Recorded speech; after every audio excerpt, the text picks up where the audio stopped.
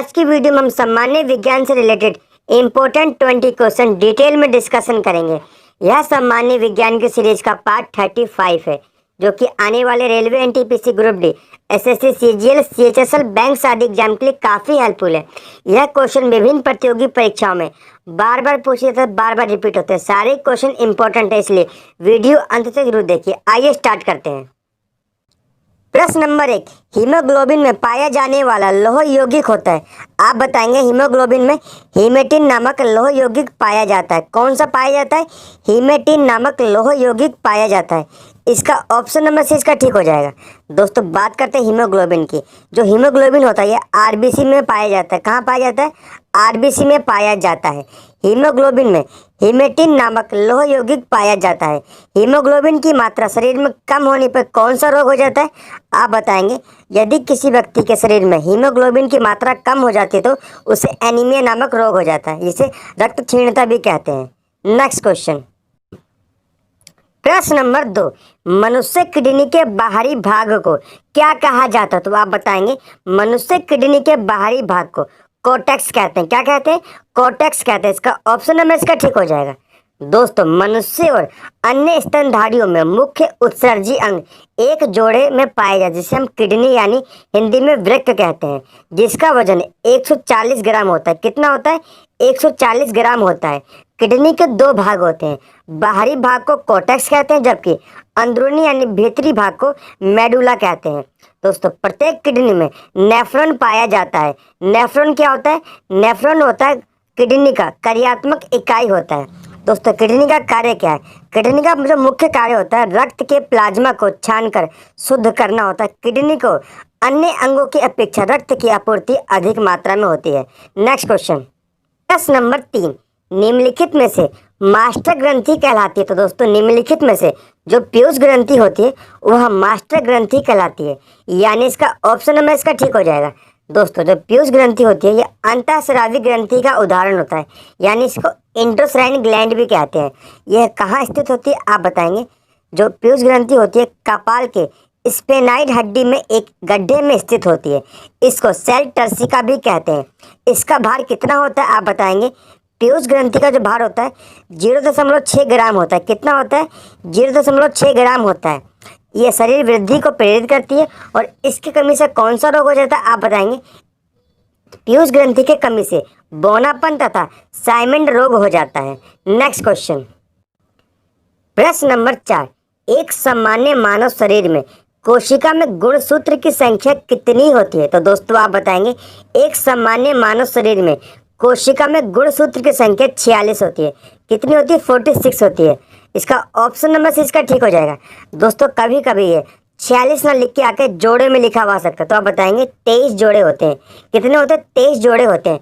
दोस्तों बात करते हैं क्रोमोसोम्स के बारे में।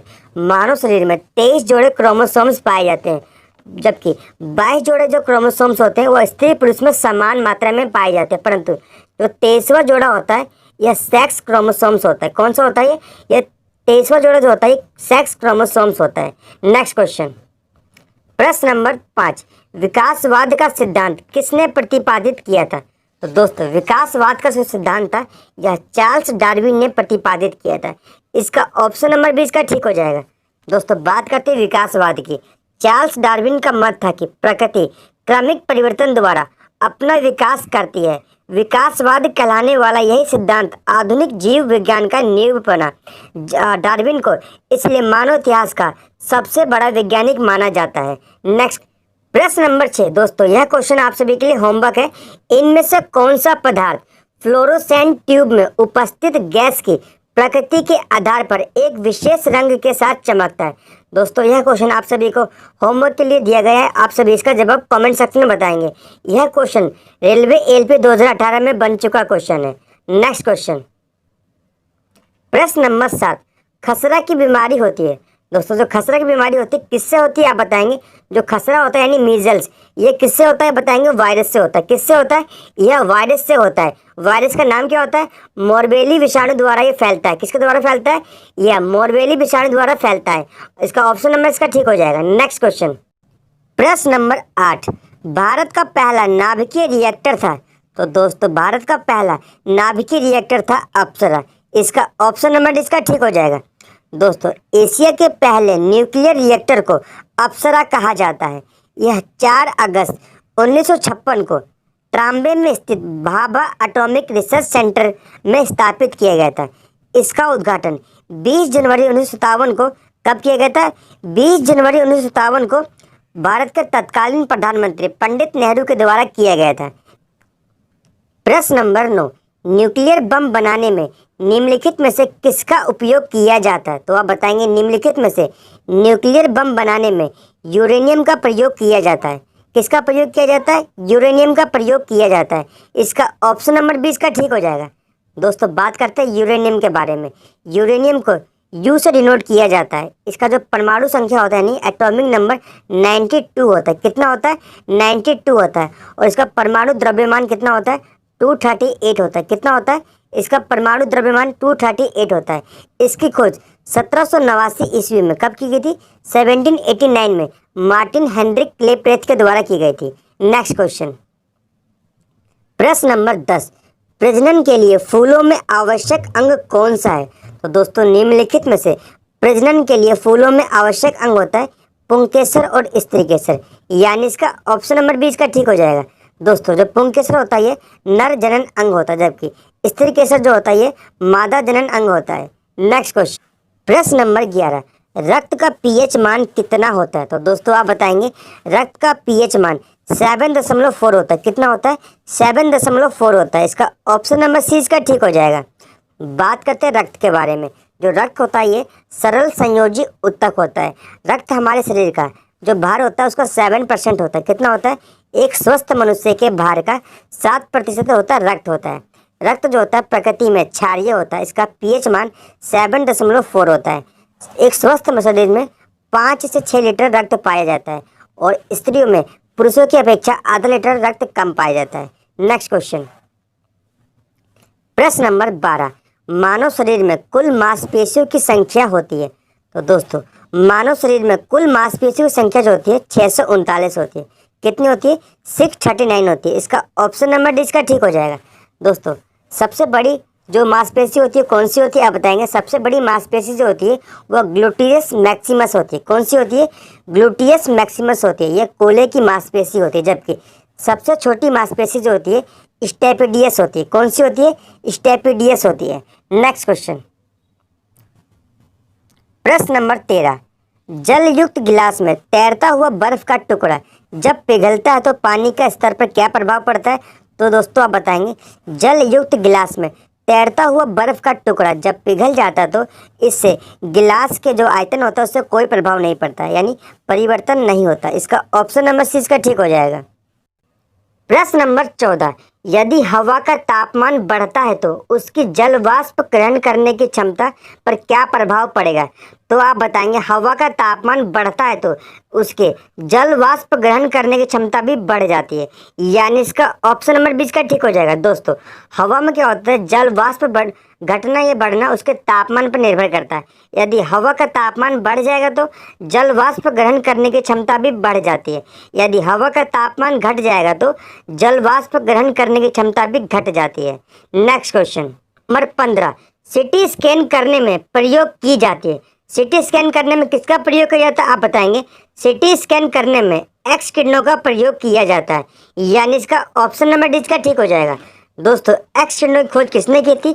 आप बताएंगे। एक्स किरणों की खोज 1895 ईस्वी में विलियम कॉनरेड रोंटगेन महोदय ने की थी, इसलिए इस किरणों को रोंटगेन किरणें भी कहा जाता है, यानी इसका ऑप्शन नंबर डी इसका ठीक हो जाएगा। प्रश्न नंबर 16, डॉक्टरी थर्मामीटर का ताप प्रेशर होता है। कितना होता है? डॉक्टरी थर्मामीटर जो ताप प्रेशर होता है वह 35 से 42 डिग्री सेल्सियस के बीच में होता है। कितना होता है? 35 डिग्री सेल्सियस से लेकर 42 डिग्री सेल्सियस के बीच में होता है, यानी इसका ऑप्शन नंबर इसका ठीक हो जाएगा। दोस्तों, बात करते हैं मानव शरीर का जो ताप होता है वो कितना होता है? आप बताएंगे। एक स्वस्थ मानव का शरीर का ताप होता है 37 डिग्री सेल्सियस होता है। इसे फ़ारेनहाइट में कितना बोलेंगे? इसे फ़ारेनहाइट में बोलते हैं 98.6 फ़ारेनहाइट। दोस्तों, उष्मा का एसआई मात्रक क्या होता है? उष्मा का एसआई मात्रक होता है जूल प्रति सेकंड। नेक्स्ट क्वेश्चन, प्रश्न नंबर 17, फ़ारेनहाइट पैमाने की उच्चतम बिंदु होती कितनी होती है आप बताएंगे। फ़ारेनहाइट पैमाने की जो उच्चतम बिंदु होती है वह 212 डिग्री फ़ारेनहाइट होती है। कितनी होती है? 212 डिग्री फ़ारेनहाइट होती है। और इसका न्यूनतम बिंदु कितना होता है आप बताएंगे। न्यूनतम बिंदु जो होता है 32 डिग्री फ़ारेनहाइट होता है, यानी 32 से लेकर 212 के बीच में होता है। इसका ऑप्शन नंबर इसका ठीक हो जाएगा। 212 डिग्री फ़ारेनहाइट जो होता है यह उच्चतम बिंदु होता है। दोस्तों 212 और 32 के बीच में जो होता है, इनके मध्य दूरी को 180 बराबर भागों में विभाजित किया गया है। नेक्स्ट क्वेश्चन, प्रश्न नंबर 18, निम्नलिखित में से सबसे अधिक वेधन क्षमता होती है। तो दोस्तों निम्नलिखित में से जो गामा किरणें होती है इसकी सबसे अधिक वेधन क्षमता होती है, यानी इसका ऑप्शन नंबर इसका ठीक हो जाएगा। दोस्तों गामा किरणों की वेधन क्षमता सबसे अधिक होती है। इसका उपयोग नाभिकीय अभिक्रिया तथा कृत्रिम रेडियोधर्मिता में किया जाता है। कहाँ किया जाता है आप बताएंगे। इसका प्रयोग जो होता है नाभिकीय अभिक्रिया तथा कृत्रिम रेडियोधर्मिता में किया जाता है। नेक्स्ट क्वेश्चन, प्रश्न नंबर 19, रक्त का थक्का जमने में सहायक है। तो दोस्तों बताएंगे आप रक्त का थक्का जमने में सहायक कौन है आप बताएंगे। प्रोथ्रम्बिन तथा फाइब्रिनोजन जो होता है ये रक्त का थक्का जमने में सहायक होता है, यानी ऑप्शन नंबर से इसका ठीक हो जाएगा। ए तथा बी दोनों ही ऑप्शन ठीक है। दोस्तों रुधिर प्लाज्मा के प्रोथ्रम्बिन तथा फाइब्रिनोजन का निर्माण यकृत में विटामिन के की सहायता से होता है। विटामिन के रक्त का थक्का बनाने में सहायक होता है। रक्त का थक्का जो होता है 2 से 5 मिनट में बनता है। नेक्स्ट क्वेश्चन, प्रश्न नंबर 20, दोस्तों आज के वीडियो का अंतिम प्रश्न, रासायनिक रूप से शुष्क बर्फ किसे कहते हैं। तो दोस्तों आप बताएंगे रासायनिक रूप से शुष्क बर्फ कहते हैं ठोस कार्बन डाइऑक्साइड को। किसे कहते हैं? ठोस कार्बन डाइऑक्साइड को शुष्क बर्फ कहा जाता है, क्योंकि सामान्य बर्फ की तरह यह ठोस से सीधा द्रव में परिवर्तित नहीं होती, बल्कि यह वायुमंडलीय दाब और 78.7 डिग्री सेल्सियस के तापमान पर यह ठोस से सीधा गैस में परिवर्तित हो जाती है। इसलिए इसे ठोस कार्बन डाइऑक्साइड को शुष्क बर्फ कहा जाता है। दोस्तों आज की वीडियो से इतने इंपॉर्टेंट क्वेश्चन बन सकते थे। अगर आपको वीडियो पसंद आई हो तो वीडियो को लाइक करिए, चैनल को सब्सक्राइब करिए